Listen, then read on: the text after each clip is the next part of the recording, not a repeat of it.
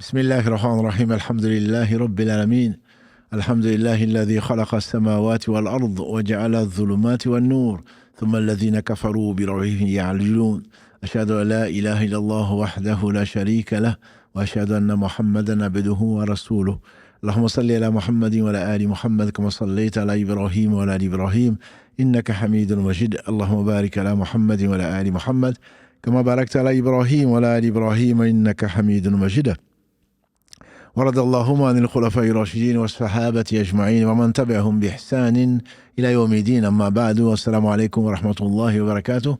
Mes sœurs, mes frères, les louanges, les remerciements, les éloges ne cessent qu'au vivant qui ne meurt pas. Allah, le premier qui n'a pas de début, le dernier qui n'a pas de fin, l'apparent, le dominant sur toutes choses, le subtil, le parfait dans son essence, dans ses noms et attributs et dans tous ses actes, qui oscille d'une part entre sa bienveillance, sa miséricorde, sa bonté, et d'autre part sa justice, elle, basée sur son omniscience et sa sagesse. Nous le louons, nous revenons vers lui repentant, nous demandons protection contre les conséquences de nos péchés, et lui seul en sait le nombre. Si Allah s'en prenait aux gens pour ce qu'ils ont fait, il n'aurait pas laissé sur la terre un seul individu. Nous demandons protection également contre les conséquences de nos péchés et les tendances de l'âme. Et l'âme ordonne certainement le mal, hormis celle à qui Allah a fait miséricorde. Comme le dit, Allah le met dans la bouche de la femme de Aziz, dans le verset 53 de la sourate 12. Ce miséricordieux par essence, par excellence, a envoyé un homme et a fait de lui une miséricorde pour les univers. Il s'agit de Muhammad ibn Abdillah. Qu'Allah bénisse ce prophète, sa famille, ses compagnons, tous ceux qui les auront suivis dans le droit chemin et nous fasse l'honneur d'en faire partie. Première question, interdire le blâmable est contraire à la foi au destin. Alors vous avez été 86%. Effectivement, on peut se dire oui, mais il y a 122 quand même, 9% qui ont dit que oui, effectivement. Non. La société musulmane est basée sur le fait d'ordonner le bien et d'interdire le mal. Et Allah subhanahu wa ta'ala dit Kuntum khayra ummatin ukhrijat linas ta'muruna bil ma'ruf wa tanhawna 'anil munkar wa tu'minuna billah. Allah subhanahu wa ta'ala dit vous êtes la meilleure communauté suscitée pour les gens. Il a commencé par quoi? Vous ordonnez le bien, vous interdisez le mal et vous croyez en Allah. Et Allah ordonne de faire sortir de cette communauté les meilleurs ça c'était le verset 110 de la sourate 3. Et avant, dans cette même sourate, verset 104, Allah dit Waltakum minkum, c'est un ordre, que sorte de vous, ummatun, une communauté. Waltakum minkum ummatun yad'una ila al-khayr, qui appelle au bien. Yad'una ila al-khayr wa ya'muruna bil ma'ruf, qui ordonne le bien, qui interdit le mal, et wa ulaika humul muflihun, voilà ceux qui ont réussi. Donc c'est une donnée fondamentale. Il a également, comme on l'a déjà vu, qualifié les croyants et leurs caractéristiques, entre autres, dans la sourate 9, At-Tawbah, wal mu'minuna wal mu'minat ba'duhum awliya'u ba'd. Les croyants et les croyantes sont solidaires les uns des autres. Qu'est-ce qu'il dit? Ya'muruna bil ma'ruf. Ils commencent par, ils ordonnent le bien, ils interdisent le blâmable. Et donc, ensuite, ils font la prière, etc., etc. Donc, la réponse, c'est faux. Or, si le destin, bien sûr, est là, et le destin, c'est si effectivement on est laxiste ou pas. On ne doit pas être laxiste, on ne doit pas être extrémiste. Mais si on veut du bien, si on aime les gens, on leur ordonne le bien, c'est-à-dire ce qu'Allah subhanahu wa ta'ala a fait descendre. Deuxième question où donc vous n'avez pas été brillant. La foi au destin implique de ne pas fuir un endroit où sévit une épidémie. Vous avez répondu que c'est vrai. La bonne réponse plutôt c'était vrai. La foi au destin implique de ne pas fuir un endroit où sévit une épidémie. Peut-être que la question a été mal posée. Mais quand on croit au destin, on ne doit pas fuir un endroit où il y a une épidémie. On fuit quoi? On fuit la mort? On fuit le destin? Non. Le prophète, alayhi salatu wassalam, dans cette histoire, dans ce récit, Omar ibn Khattab était au général et dirigeait une armée. Avant d'arriver à l'endroit où il devait se battre, ils ont appris qu'il y avait la peste. Et il s'est arrêté, il a consulté, comme à son habitude, suivant l'exemple du prophète sallallahu. Il a demandé qui d'entre vous a entendu parler du cas semblable où on sait qu'il y a une épidémie quelque part. Est-ce qu'on va y aller ou est-ce qu'on ne va pas y aller? Il y a un compagnon qui a dit moi j'ai entendu le prophète sallallahu dire quand on entend qu'il y a une épidémie quelque part, il ne faut pas y aller. Il ne faut pas y aller. Et quand on est quelque part, il ne faut pas fuir. Donc ici, il s'agit implique de ne pas fuir un endroit où sévit Et il y a un homme qui n'avait pas compris, bien sûr. Omar fait partie des plus grands savants de la communauté. Il y a un homme qui dit, ah, Omar fuit le destin. Omar fuit le destin. On devait aller dans un endroit où il y avait l'épidémie, il a peur du destin. Il fuit le destin. Omar, on lui fait dire, Omar fuit le destin pour aller vers le destin. Si Allah avait voulu, Omar n'aurait pas su qu'il y avait une épidémie. Mais maintenant qu'Allah a voulu qu'il le sache, donc Omar se base sur le destin, qui a voulu qu'il le sache pour ne pas y aller. Donc s'il n'y va pas, c'est là où il croit au destin. Et ne pas mal comprendre, mal interpréter les hadiths du prophète sallallahu alayhi wa sallam. Quand on est quelque part, on ne doit pas fuir. Mais quand on n'y est pas encore, on ne doit pas y aller. Ce serait un suicide. Ce serait un suicide. Et donc ça, le destin ne justifie pas donc des attitudes suicidaires que l'on met sur le compte donc, de l'islam. Donc là, vous n'avez été que 27%. La plupart d'entre vous, 70% qui ont dit que c'est faux. Voilà. La foi, pour eux, n'implique pas donc de fuir un endroit où sévit une épidémie. Troisième question, la foi au destin implique de ne pas déprogrammer un voyage dans un pays où il y a une épidémie. C'est faux, en effet. C'est le complément, c'est-à-dire que je dois aller quelque part. J'ai appris qu'il y a une épidémie, je ne dois pas y aller, bien sûr. Je ne dois pas y aller.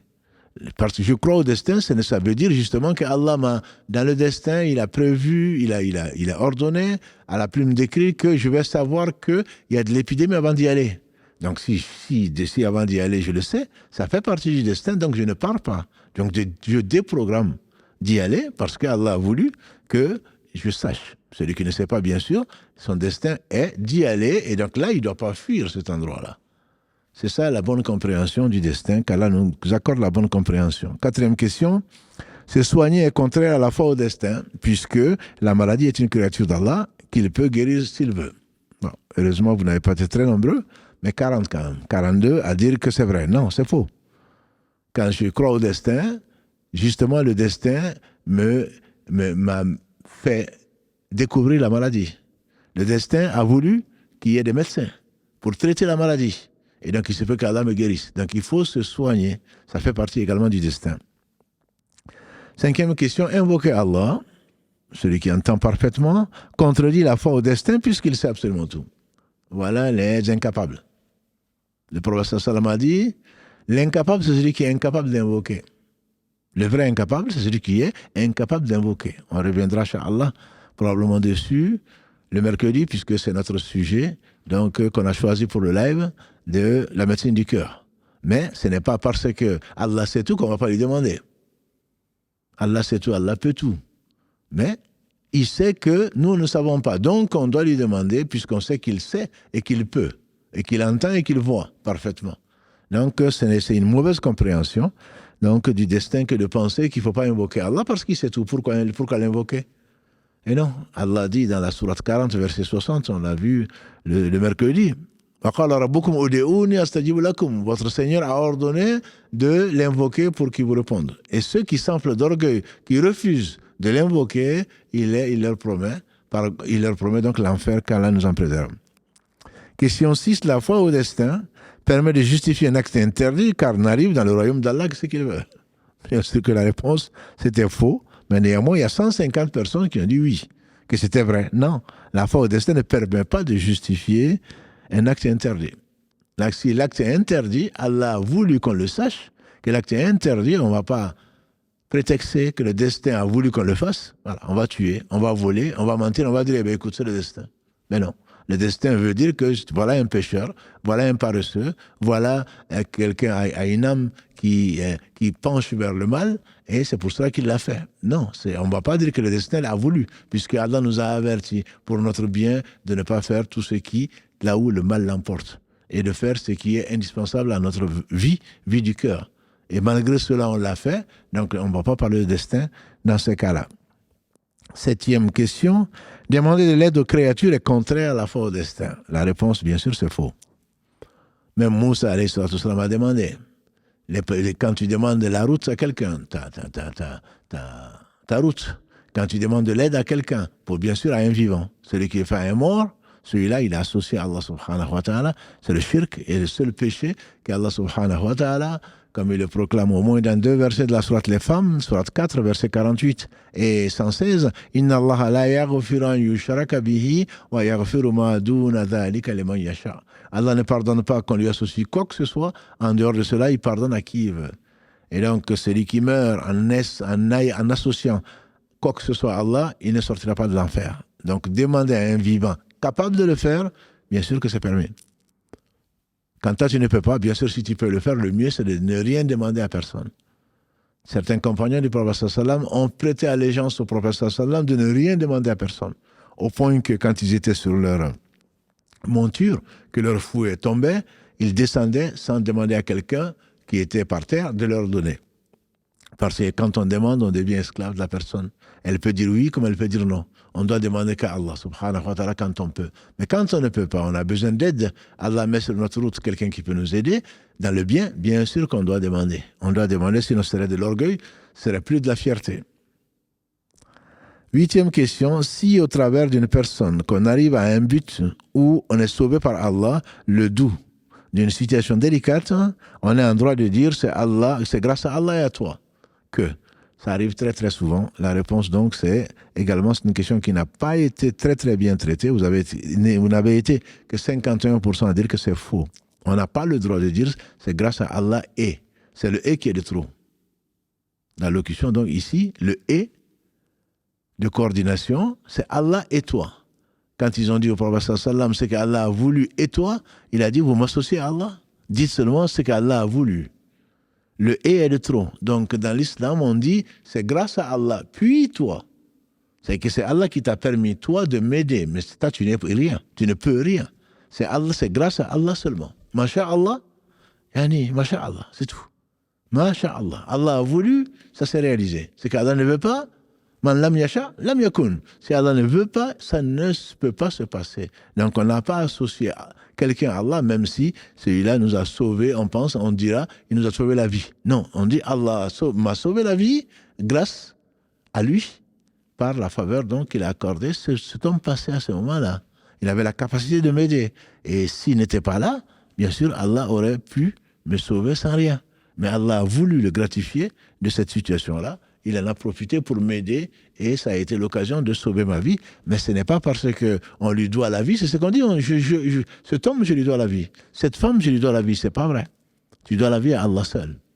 Mais c'est Allah qui l'a utilisé au moment où tu en avais besoin pour que Allah puisse te sauver. Voilà. Donc c'est important. Et malheureusement, dans nos expressions, dans nos langages, dans le dialecte, on dit souvent c'est grâce à Allah et à toi. Ça nous fait plaisir, bien sûr, parce que voilà, au moins il reconnaît, voilà, quelqu'un au moins de reconnaissant, dirons-nous, de remerciant. Non, il t'est associé à Allah. Tu ne dois pas en être fier, tu ne dois pas le laisser même le dire. Tu dis plutôt c'est grâce à Allah. Oui, oui, je sais, c'est grâce à Allah, mais bon, toi aussi, non. C'est grâce à Allah, puis Allah m'a utilisé, et qu'Allah nous utilise pour le bien, Allah m'a utilisé pour rendre service donc, à ses créatures. Question numéro 9. Pour un projet à très court terme, on peut ne pas dire Inch'Allah. Bon, alhamdulillah, c'est faux. Et vous avez été 96%, mais 41 personnes disent oui, on peut ne pas l'être. Ça me rappelle l'histoire de si jamais les neveux m'écoutent, l'histoire qu'elle raconte, quelqu'un qui va au marché, il dit bon, ben je reviens. Tu dis non, dis Inch'Allah, il dit non, c'est juste là, c'est juste au marché. Comme ils sont partis au marché, ils ne sont pas revenus. Comme ils sont sortis devant leur porte et on les a amenés à l'ambulance et ils sont morts. Combien s'en sont levés, ils ne sont pas arrivés aux toilettes. Donc ce n'est pas je vais faire ça. Voilà takulana li shay'in, dit Allah son prophète sallam dans la sourate 18. Voilà takulana li shay'in inni fa'ilun dhalika ghadan illa yasha Allah. Ne dis pas d'une chose. Dis une chose, n'importe laquelle. Je ferai ça demain sans dire Inch'Allah. Donc que ce soit à court terme, que ce soit à moyen terme, que ce soit à long terme, c'est toujours Inch'Allah, si Allah le veut. Wa ma tasha'una illa yasha Allah. Allah le dit à multiples reprises dans son livre, et vous ne le voudrez que si Allah le veut. Donc le Inch'Allah, n'est pas démissionnaire non plus. Ça ne veut pas dire, ben j'ai dit Inch'Allah, donc si j'ai pas pu le faire. Non. Inch'Allah, ce n'est pas une excuse. Ça veut dire que je prendrai toutes mes précautions. Si Allah, dans sa sagesse, ne m'empêche pas de faire cette chose, je la ferai. Donc si je ne la fais pas, je n'ai pas tenu ma promesse, si je n'ai pas tout fait pour y arriver. Mais malgré ma bonne volonté, malgré mes précautions, le destin s'est révélé à moi et donc je n'ai pas pu le faire parce que j'étais malade, parce que j'ai oublié, parce que je n'ai pas pu. Oui, là c'est autre chose. Mais ça c'est une excuse. Ce qui n'est pas une excuse, c'est de promettre, je ferai ça, Inch'Allah, et puis en fait, je n'ai rien fait pour le faire. Là, c'est une des caractéristiques de l'hypocrite qu'Allah nous en préserve. 10e question, il ne convient pas de dire d'un événement subi, qu'ai-je fait pour mériter cela? C'est vrai, vous avez été 90%, mais 115 personnes ont dit que c'est faux. Qu'ai-je fait pour mériter cela? Soit ils s'amusent, soit ils ne connaissent pas leur religion. Qu'ai-je fait pour mériter cela? C'est dire, c'est traiter Allah d'injuste.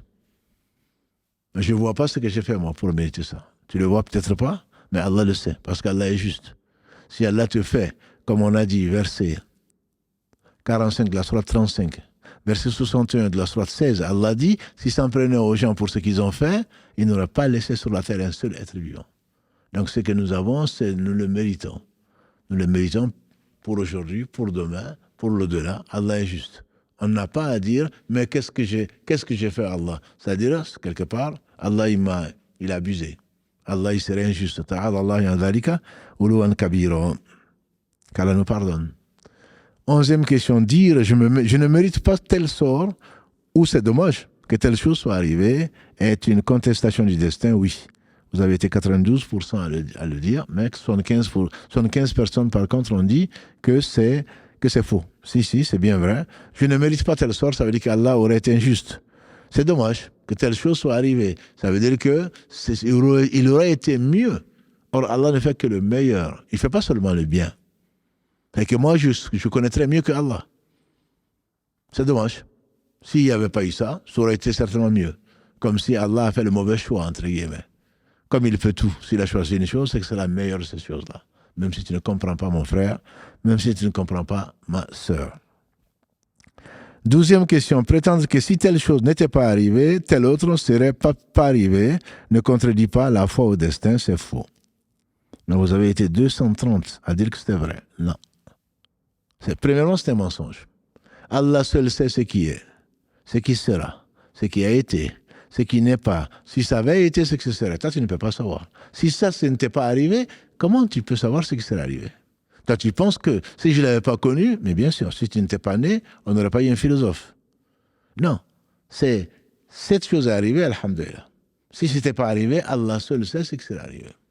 Tu n'as pas à spéculer, parce que c'est un du mensonge, deux, c'est de l'ignorance, en te prenant pour ce que tu n'es pas. Allah seul sait ce qui n'est pas, si ça avait été ce que ce serait. Question 13, la jalousie est une forme de contestation du destin? La réponse est oui. Mais vous n'avez été que 63% à trouver cette réponse-là, oui. C'est une forme de contestation du destin. La jalousie, c'est quoi? C'est envier quelqu'un d'avoir ce que toi, tu n'as pas. Et donc, tu te dis, c'est pas normal. C'est pas normal qu'il ait ça. C'est qu'Allah se serait trompé de répartition. Allah aurait été injuste de lui donner ce que toi tu vois qu'il a. Alors tu ne sais même pas si c'est du bien ou si c'est du mal pour lui. Et toi, le fait de ne pas l'avoir, tu doutes, tu penses que c'est du mal, alors que c'est du bien pour toi de ne pas l'avoir. Parce que si tu l'avais, Allah seul sait ce que ça t'aurait apporté. C'est une contestation. Le jaloux, il a un cœur qui brûle. Le jaloux, c'est un ingrat vis-à-vis d'Allah. Allah lui a tout donné, sauf ce qu'il voit et qu'il envie. S'il avait ça, Allah seul sait ce qui serait s'il l'avait. Et c'est par miséricorde d'Allah qu'il ne l'a pas. Allah aurait pu donner à tout le monde tout ce que nous voulons et pourtant, ce n'est pas pour autant qu'il serait pauvre. Allah, il est riche. Oh, vous les gens, il y a eu un lassou. Antum al-fuqara ila Allah, wallahu huwa al-ghani al-hamid. Allah dit dans le verset 15 de la sourate 35, oh, vous les gens, vous êtes tous pauvres, des indigents.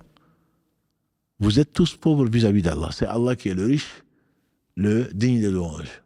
Donc c'est par la jalousie est une forme de contestation du destin. Et celui qui est jaloux, on demande la protection d'Allah contre cette personne-là. Tu n'as qu'à demander à Allah qui peut tout, qui t'en donne, plutôt que de souhaiter que la chose disparaisse. Que ce soit la beauté, que ce soit la richesse, que ce soit quoi que ce soit, l'intelligence, tout ce qu'on veut, demande à Allah. C'est lui qui a la réserve de toutes choses. Walillahi khaza'inu samawati wal ard. Les trésors des cieux et de la terre appartiennent à Allah. Demande à Allah. Demande à Allah. S'il a écrit dans le destin, tu l'auras. 14e question. Souhaiter la mort à cause de l'acharnement du sort n'est pas interdit. Bien sûr que c'est interdit. Là, c'est une sœur, qu'Allah la bénisse, m'a écrit, parce qu'il y a le hadith, effectivement, le prophète sallallahu alayhi wa sallam, qu'aucun d'entre vous ne souhaite la mort. Mais si vraiment il devait le faire, qu'ils disent, oh Allah, jusqu'à la fin du hadith, à cause de ta science parfaite de l'invisible, l'indescriptible, l'imperceptible, al-ghayb, et ton omnipotence sur ta créature, et c'est toi qui as tout créé, fais-moi vivre tant que la vie est meilleure pour moi, et fais-moi mourir si la mort est donc meilleure pour moi. Oui, effectivement, on peut répondre comme ça, mais en fait, ce n'est pas ça. Ce n'est pas ça. Ce n'est pas du tout ça, c'est-à-dire que le fait de souhaiter la mort à cause de l'acharnement du sort, c'est que, attends le destin. Pourquoi Allah subhanahu wa ta'ala punit les... Le prophète nous a dit que celui qui se suicide, Allah va le punir en enfer, par ce par quoi il s'est suicidé. Parce qu'il a précédé le destin. C'est une façon de parler. Allah, bien sûr, savait qu'il allait se suicider.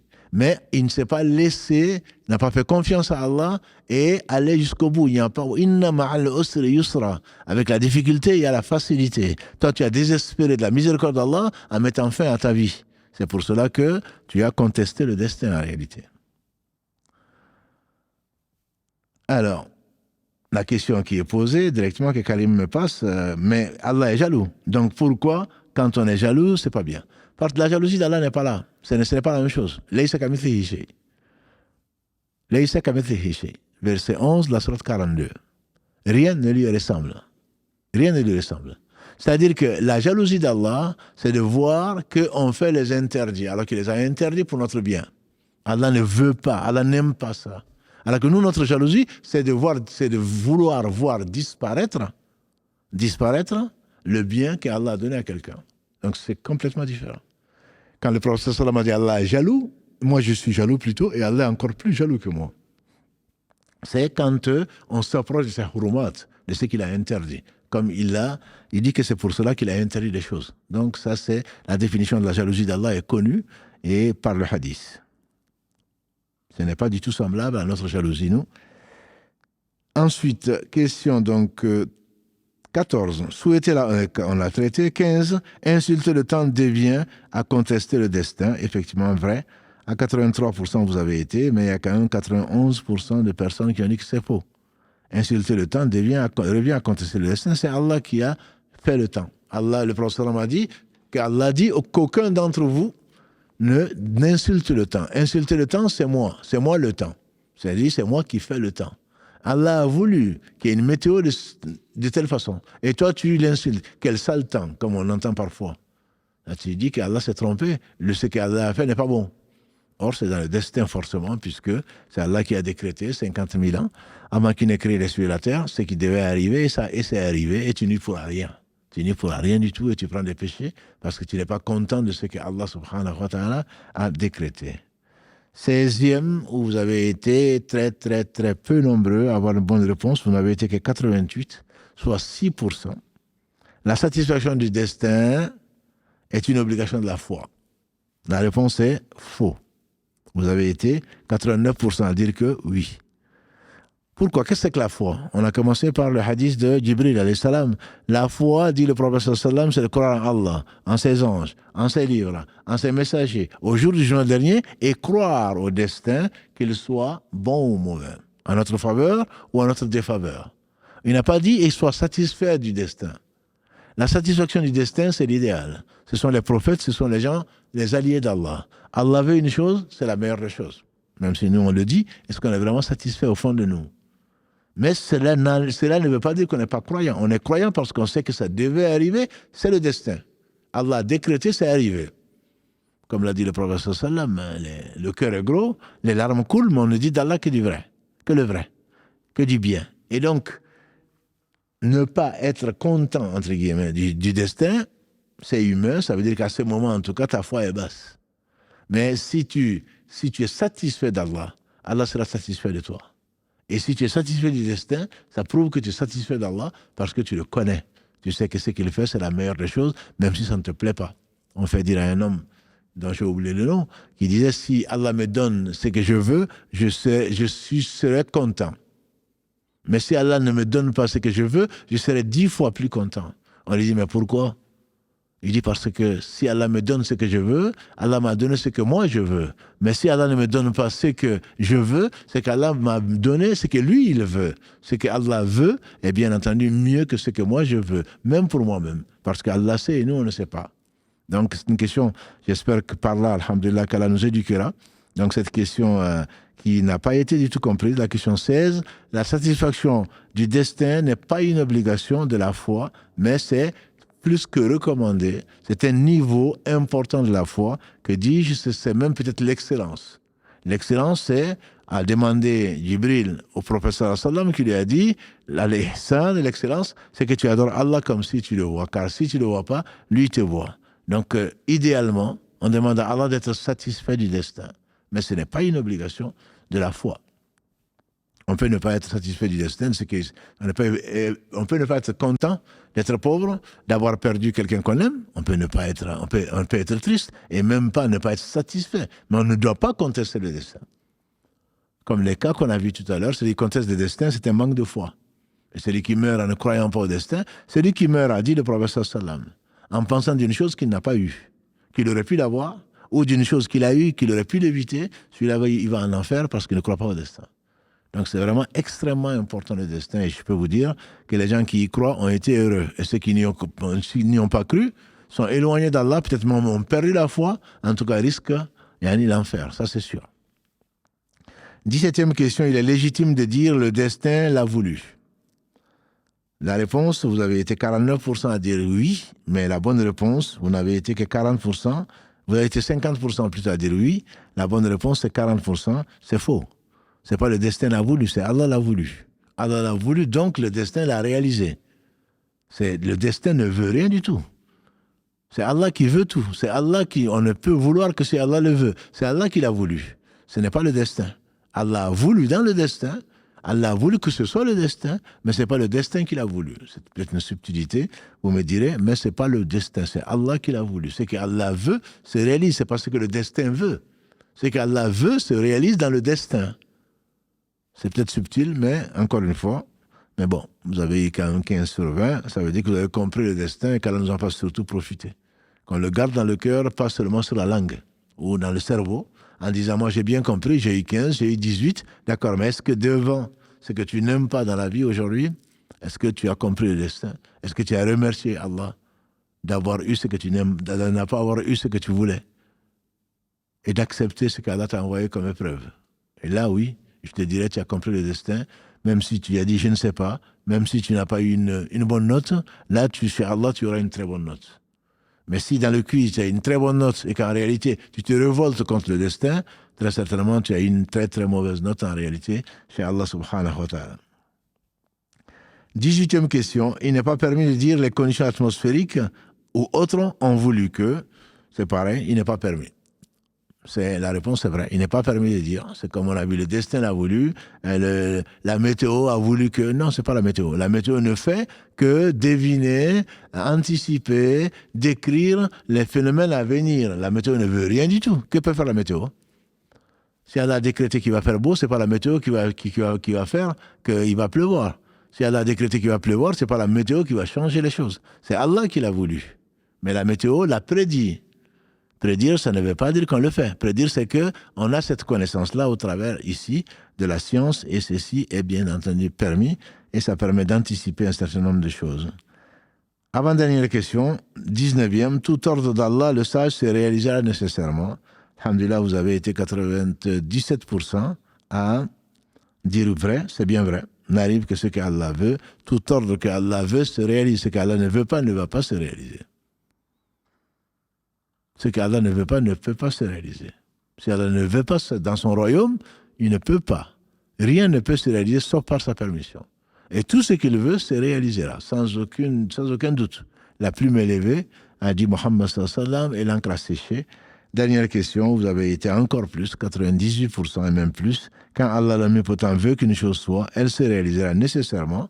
Et effectivement, c'est la moralité. La moralité donc de ce quiz et de la croyance au destin qui a fait des hommes heureux. Alhamdulillah, je pense à nos pères et à nos mères qui, dans la douleur profonde que nous, on ne peut pas supporter, tu leur demandes, ils disent Alhamdulillah. Ce qui est arrivé, tu n'as pas vu ce qui est arrivé, ils disent Alhamdulillah. Je vous assure que ça, ce sont les croyants. Ça, ce sont les croyants. Quand nous, on a besoin des heures, voire des mois, voire des années pour que le cœur s'apaise, c'est bien parce qu'on n'a pas de bonne relation avec Allah. Tout ce qui arrive, prouve que la louange est à Allah. Parce qu'on fait confiance à Allah, parce qu'il sait tout, il peut tout. Et voilà le vrai croyant. Et ils ont été heureux. Tous ceux qui ont été heureux, je vous assure, ce sont des gens qui ont cru au destin. Et celui qui ne croit pas au destin ne peut pas être heureux. Ni ici-bas, encore moins dans l'au-delà. Qu'Allah nous rende heureux, ici-bas et dans l'au-delà, au travers de la croyance, donc la croyance saine qui nous a été enseignée par Muhammad sallallahu alayhi wa sallam.